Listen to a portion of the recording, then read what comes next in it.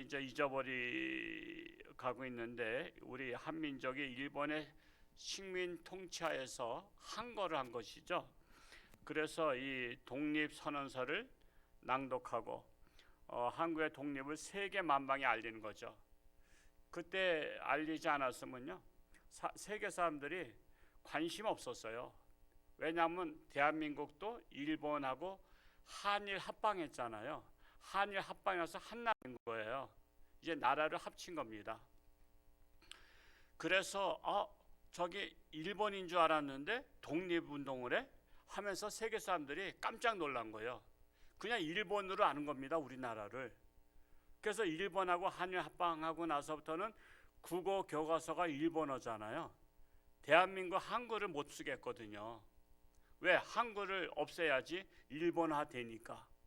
그래서 이렇게 해서 독립운동 탁 하니까, 야, 그때 이제 세계가 관심을 갖게 된 거예요. 그래서 이 한국의 5대 국경일 중에 하나가 이 3.1절이죠. 5대 국경일은 혹시 아시는가요? 무슨 날일까요? 한번 해봅시다. 개천절, 광복절, 제헌절, 한글날, 또 3.1절. 이것이 5대 국경이라고 말할 수 있어요. 오늘 새벽에 집사람을 태극기 좀 앞에 걸어 놓으라 그랬더니 비가 온다고 그래서 비 오는 날은 걸지 않죠. 그러나 우리가 이런 국경일 날 태극기를 걸면 요즘엔 또 뭐라 그래요? 태극기 부대라 그래요. 그러니까는 참으로 이상한 프레임을 씌워요. 태극기 걸면 태극기 부대라고. 그래서 태극기 걸면 욕 먹는데, 그래서 태극기 들고 다니면요 욕 먹어요. 태극기 부대라고. 그러니까 참 하여튼 희한한 나라에 우리가 살고 있습니다. 여러분, 그 1919년도에 3.1 운동이 일어났죠. 1919년 3월 1일 날 원래는 한일 합방은 1910년도 됐잖아요. 1910년도 돼가지고 9년 만에 독립운동이 일어났었는데, 1919년도에 독립운동이 일어났지만 그러고 나서도 독립은 언제 했어요? 1945년. 그러니까 26년이 지나서 또 일어난 거예요. 그러니까 독립운동 할 때 한 살짜리가 27살 됐을 때 일어난 저희 독립이 된 겁니다. 그러니까 독립이 결코 쉬운 것이 아니었다는 것이죠. 이 기독교인들 중심으로 일어났어요. 그래서 기독교인들이 일제 식민 통치를 강하게 저항했어요. 그래서 교회에서도 우리가 독립해야 된다. 그냥 국민들은 그냥 아무 생각 없이 그냥 먹고 살면 되는 거거든. 근데 독립해야 됩니다라고 자꾸만 목사님들이 가르치고 선교사들이 가르치니까 일본에서 뭐 정책을 썼냐면 정교 분리 원칙을 썼어요. 정교 분리. 정치와 교회, 종교와 분리하라. 그래서 교회는 아니면 사찰은 오로지 제사나 드리고 예배만 드리는 것이지 정치에 대해서 논하는 것은 종교의 잘못이다라고 이렇게 국민들한테 계속 가르친 거예요. 그래서 교회에서 만약에 일본이 우리나라를 식민 통치하는 거 잘못됐다, 독립운동 해야 된다, 그리고 그들이 뭐 위안부로 차출해가고 우리나라 청년들을 가는 것은 잘못이다, 그러면 정치에 너희들이 왜 간섭하냐는 거예요. 정치에 간섭하는 것으로 핍박을 한 거예요. 그래도 목사님들은 의식에 깨어 있으니까 이것이 잘못됐습니다, 우리는 깨어나야 됩니다, 그리고 언젠가 독립해야 됩니다 막 그러니까 교회에 순사들을 주일마다 파송시켰어요. 그래서 총칼 들고 뒤에 앉았다고. 그래서 지침서가 나왔어요. 오늘 이런 찬송가, 삼천리반도 금수강산이나 이런 죄와 싸우자, 이런 찬송은 금지곡이었어요. 우리나라에 옛날에 80년대 금지곡이 있었잖아요. 뭐 고래 잡으러 가자라든가 뭐 니물 행진곡, 이런 게 금지곡이었다고. 그것처럼 찬송가에 금지곡이 많았어요. 이렇게 싸우러 가자라든가 이런 것들은 다 금지곡이었어요. 그리고 성경도 금지하는 성경이 있어요. 어떤 내용? 이스라엘 백성들이 광야에서 해방돼서 민족 해방되는 거, 이런 것들은 설교를 못하게 했어요. 지침이 아예 내려왔어요. 그래서 뒤에서 순사가 있어가지고 설교하다가 독립하자라든가 설교하다가 사다가 죄와 싸우자라 그러면은 목사는 그 주간에 불려가는 거야. 당신 일부러 그 설교했지. 그래서 가서 고문받고 막 그러는 거야. 여러분, 기독교 역사를 알아야지 되는 거예요. 그런 것을 제가 역사를 좋아하다 보니까 역사책을 제가 많이 읽는데 너무나 우리나라 역사는 한이 맺힌 역사야. 아주 답답해. 그래서 정교 분리 원칙을 그때 너무나 강하게 심어놨기 때문에 오늘날까지 교회는 정치 설교하지 마라, 잘못됐다 하지 마라, 정치가 뭘 하든 거기에는 개입하는 것이 아니고 오로지 은혜 받으라, 기도하라, 열심히 사랑해라, 이런 설교만 구분해서 하라는 거예요. 이게 지금까지 일제 잔재예요. 그러니까 목사님들이 죄와 싸우라고, 대통령이 잘못했다, 우리는 제대로 하는 사람을 뽑아야 된다 그러면 그게 바로 정치 목사로다, 타락한 목사로다 그냥 매도해 버리는 거예요. 참으로 기가 막히죠. 그래서 독재자가 나와도 기독교인들은 싸우지 말고 오직 예배와 기도만 하라는 거예요. 공산주의가 집권을 해도 오직 기도만 하고 설교에 입도 뻥끗하지 말라는 거예요. 공산주의가 되든 자유주의가 되든 그건 정치다 이거예요. 정치에 대해서 논하지 말라고 하는 거예요. 그래서 여기에 아직까지도 일제 잔재에 쩌들어 있는 사람들은 교회 와서 목사님이 정치 설교하네, 홍천주 한교는 타락한 교회네, 그러니까는 이 교회는 안 다니겠다고 해서 떠난 분들도 없잖아, 있잖아요. 자, 그러면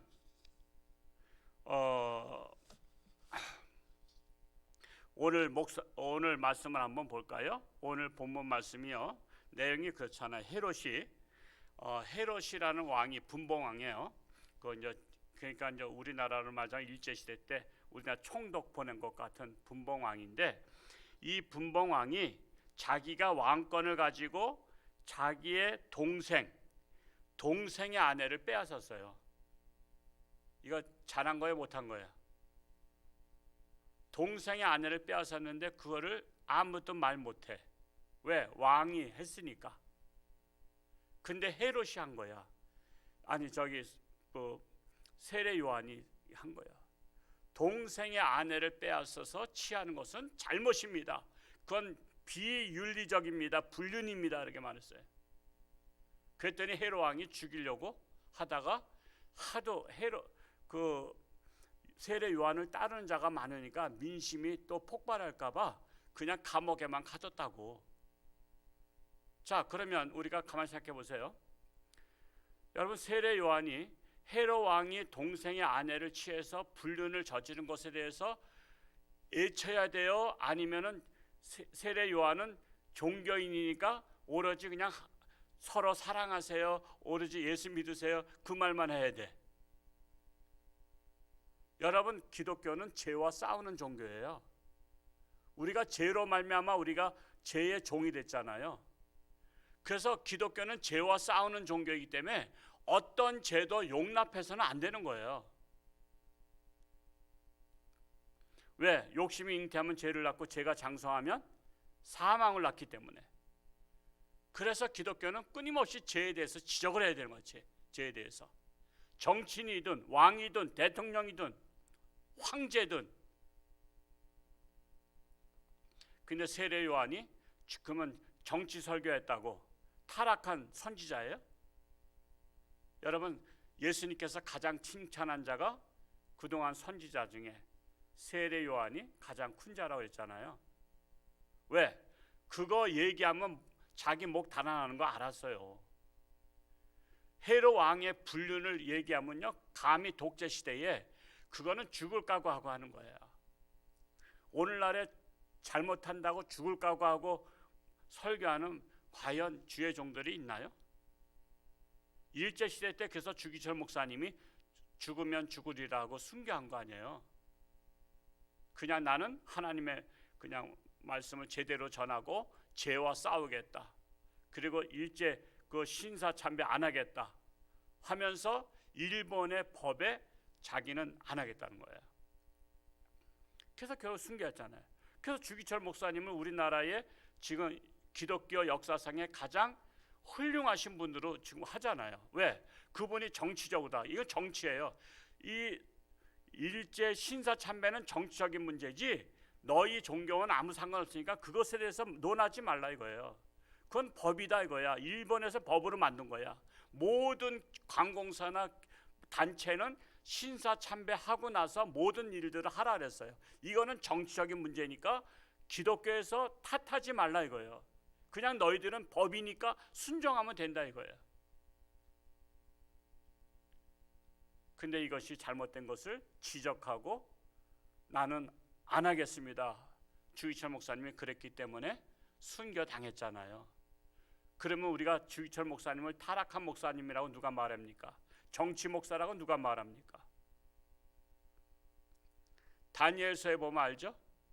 다니엘을 죽이기 위해서 한 달 동안 누구든지 자기 신에게나 자기 나라를 위해서 기도하거나 그러면 불법으로 법을 만들었잖아요.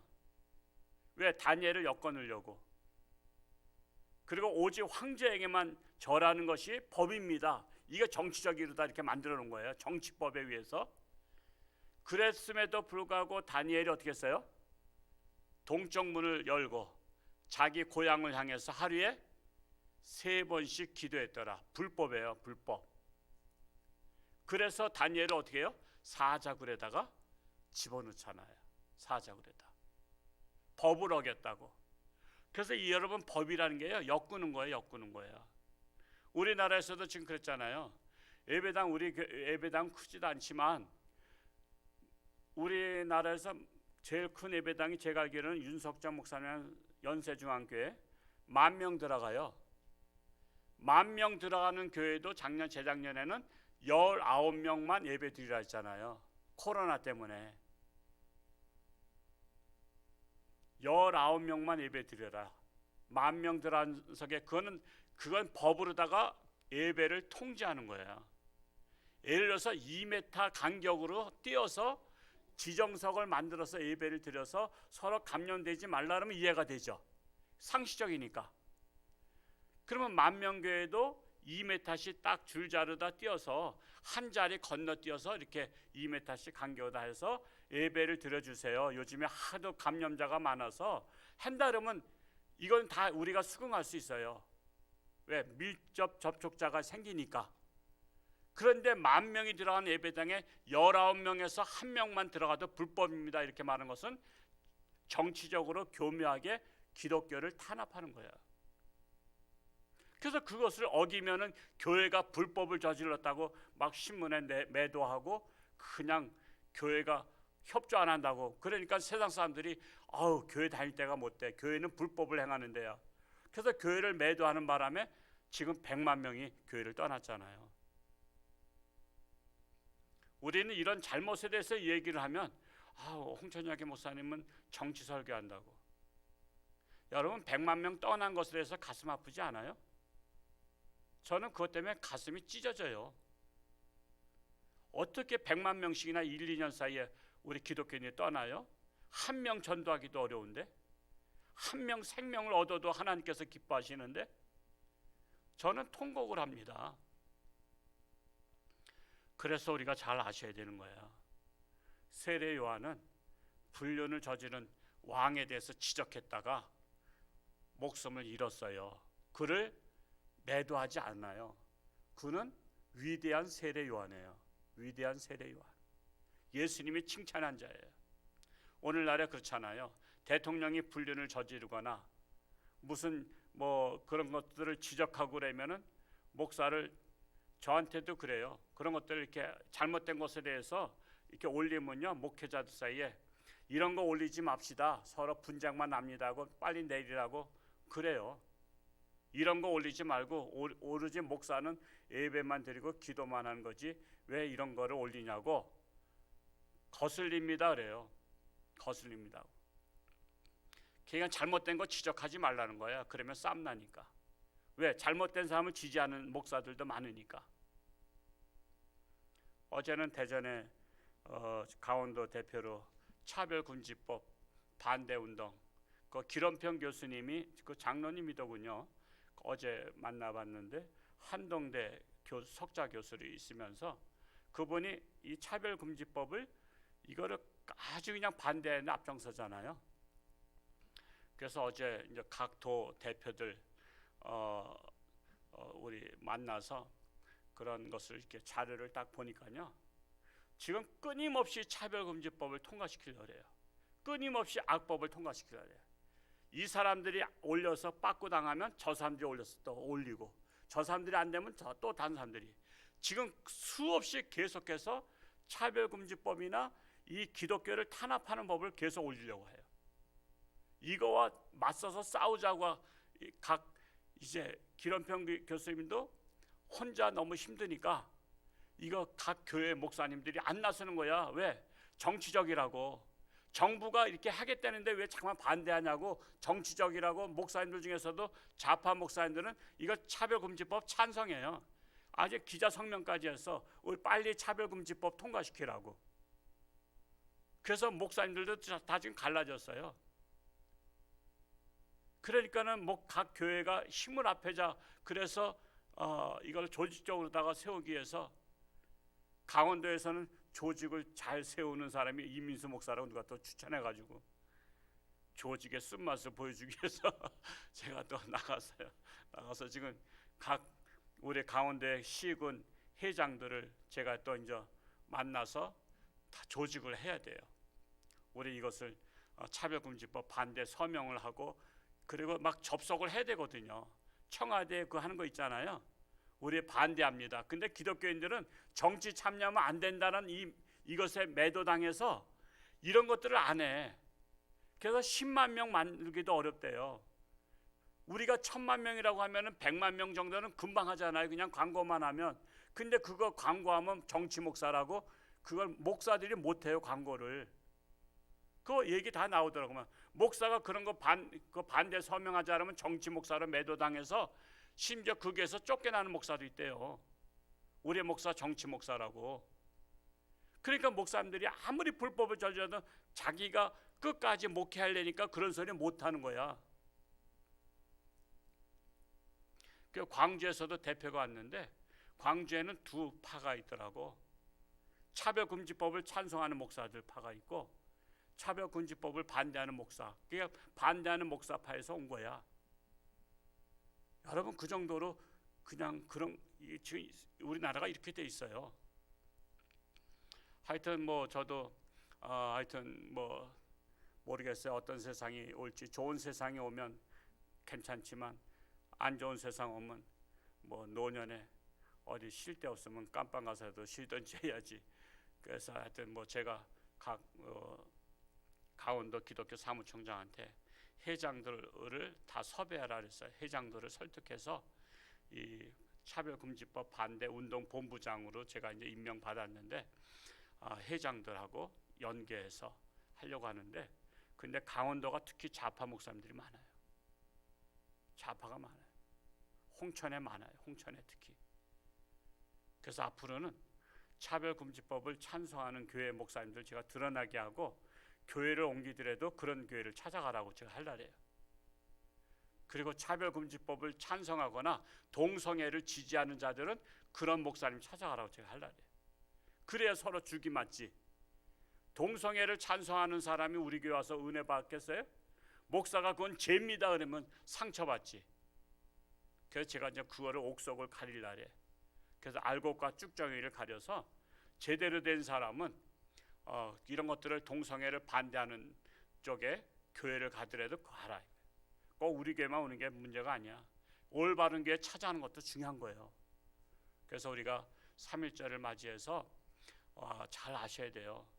정교 분리 원칙은 독재자나 일제 치하에서 만들어진 것이다. 그런데 기독교는 불의와 싸우는 종교다. 대통령 아니라 대통령 할아버지가 잘못했어도 잘못을 지적하고 다시는 그렇게 하지 말라고 외쳐야 된다. 그런데도 뻔뻔하게 계속 그런 사람을 물려받게 하면 그런 정권은 없어져야 된다. 그런 정권을 계승하는 정권은 빨리 없애야 하나님의 나라가 제대로 선다. 그래서 우리는 이런 것들을 애쳐야 되는 거야. 뭐 누구 편에 서는 게 없어요. 누구 편에 서는 게 없어요. 우리는 오직 진리 편에, 예수님 편에 불의와 싸우는 거예요. 이것을 우리 교회도 해야 돼요. 그래서 이 사명을 감당하는 우리 홍천주 함께 됐으면 좋겠고, 이번 대통령 선거도 정말 우리가 엄청 중요한 위기입니다. 위기. 지금 대통령은 러시아를 지지하잖아요. 그리고 북한을 지지하잖아요. 중국을 지지하고. 여러분, 김정은 지지해 가서는 들은 소리가 결국 뭐예요? 소대가리, 삶은 소대가리 소리 듣잖아요. 우리나라 대통령 그런 소리 듣는 게 기분 나쁘잖아요. 사실 자인 상하고. 근데 저와 여러분은 그 소리 하면 안 돼요. 그러면 인권 모독죄로다 우리는 고발당해요. 김정은이가 하니까 괜찮은 거지, 우리가 만약에 제가 강단에서 우리 대통령은 삶은 소대가리라 그러면요, 저는 바로 구속당해요. 그러니까 그런 소리는 김정은만 하는 소리예요. 우리 남한 사람은 그런 소리 못해요. 이런 현실 속에서 올바른 정부가 서야 우리가 신앙생활도 마음껏 자유롭게 할 수 있어요. 이 3월 달은 나라를 위해서 기도하고, 이번에 올바른 지도자가, 나라를 든든히 세울 자가 세워질 수 있도록, 그래야 우리도 신앙생활 제대로 해요. 오죽하면은 그 좌파 그 국회의원들이 교회 예배 허락제를 만들자고까지 올렸었을까요? 아니, 교회 예배를 그냥 군청에다가 허락을 받으라는 거예요. 공문을 넣어서 우리 홍천주와 함께 어느 날 예배를 드리려고 하오니 허락해 주시기 바랍니다. 그래서 군수 결재를 받아서 할 수 있는 법을까지 만들려고 했던 거, 이게 말도 안 된다 그래서 지금 그래도 국회의원 중에서 의식 있는 예수 믿는 사람들이 있기 때문에 이게 아직 통과 안 된 거지, 얼마나 기독교를 없애려면 예배까지 군청에다 허락받고 집회 신고하듯이 교회도 집회다 이거야. 그러니까 그 사람들 생각은 그거야. 교회도 집회니까 집회 신고를 군청에다가 공문을 넣어서 군수님의 결재가 나야 돼. 근데 군수님이 어디 가서 결재를 못했어. 그러면 결재 날 때까지는 주일날 쉬어야 돼. 이 말도 안 되는 이런 법들을 막 자꾸만 만들어서 올리는 것이 그 의도가 뭐냐, 이걸 알아야 된다는 거야. 그래서 우리가 최소한도 우리 교인들만큼은 깨달으시고 이런 것들을 널리 전파하시고, 정말 불의와 싸우는 우리는 기독교가 돼야 돼요. 우리 교회가 돼야 돼요. 그래서 나라를 지켜야 됩니다. 이 3.1절에 그때 많은 사람들이 그 나라 지키려고 하다가 죽었잖아요. 정말 오늘날도 그런 세상이 올 수가 있다는 사실이에요. 그러니까 평화가 갑자기 깨질 수도 있는 겁니다. 깨어서 기도하는 우리 교회 또 3월달 될 수 있기를 축복합니다. 오늘 그 이영인 집사님 딸은 결혼식이 있는데 못 가시는 분들이 많으시잖아요. 그럴 때는 또 축하 메시지에도 보내고, 이렇게 해서 우리 애경사 저 희노애락을 다 이렇게 같이 이렇게 서로 할 수 있기 바랍니다. 기도할 수 있기 바랍니다. 기도하겠습니다. 할렐루야. 고맙고 감사하신 아버지 하나님, 참으로 우리나라 일제 식민지로서 없어질 나라가 그래도 독립운동을 하면서 이제 독립의 문을 열었고, 그런 후에도 26년이 지나서 1945년도 8.15 광복절을 맞이했습니다. 광복을 맞이했지만 위기가 왔었습니다. 소련에 의해서 공산 치하로 넘어갈 뻔했는데, 그 중에 간신히 38선 이남은 자유주의 민주주의 나라로 세웠기 때문에 이렇게 하나님의 나라가 실현되고 오늘날 교회가 세워지고 우리가 하나님의 자녀로 살아가게 되었습니다. 그러나 악한 사탄 마귀는 호시탐탐 노리고 있습니다. 남한까지도 공산화시키려고 하고 있습니다. 그래서 우리는 정신을 차리고 우리의 맡겨진 사명을 감당해야 됩니다. 우리는 늘 불의와 싸워야 됩니다. 우리는 불의와 싸워서 이 땅에 하나님의 나라가 실현되도록 앞장서야 됩니다. 우리 교회가 이 사명을 감당하는 교회가 되게 하여 주옵소서. 3월을 맞이했습니다. 중차대한 선거가 있습니다. 하나님의 지혜를 구합니다. 누가 이 나라를 과연 지킬 것인가? 이 나라의 법을 지킬 것인가? 정의를 지킬 것인가? 불의와 싸울 것인가? 이것을 먼저 깨달아 알 수 있는 지혜를 우리나라 국민들에게 허락하여 주옵소서. 오늘도 새벽 깨우미 앞에 나와서 기도한 자마다 결단하게 하시고 정신을 차리고 기도하며 맡겨진 사명을 감당하는 모든 성도들이 되게 하여 주옵소서. 이 시간도 귀한 감사함을 드렸습니다. 11조임을 드렸습니다. 늘 감사가 넘치게 하시고 11조가 넘치게 하시고 하나님 영광 나타나게 하여 주옵소서. 감사드리며 예수님의 이름으로 축복하며 기도하옵나이다. 아멘.